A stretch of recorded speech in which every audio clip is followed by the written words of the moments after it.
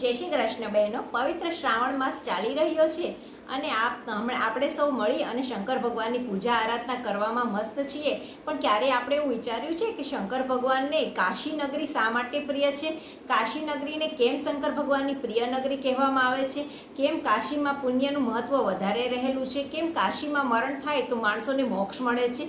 તો કહેવાય છે કે જ્યારે ભગવાન શંકરના અને માતા પાર્વતીજીના લગ્ન થયા ત્યાર પછી તે લોકોએ નક્કી કર્યું કે આપણે કૈલાશ પર્વત છોડી અને કોઈ બીજી જગ્યાએ નિવાસ કરવો છે.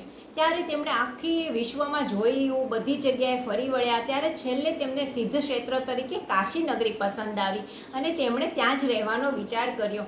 અને આથી જ કહેવાય છે કે શંકર ભગવાન માતા પાર્વતી સાથે કાશીમાં બિરાજમાન થાય છે અને કાશી ભગવાન શંકરને સૌથી પ્રિય નગરી છે અને શંકર ભગવાનને જ મોક્ષદાતા કહેવામાં આવે છે. અને એટલે જ તો કાશીમાં મરણ થાય તો માણસોને મોક્ષ પ્રાપ્ત થાય છે એવું કહેવત છે આપણામાં.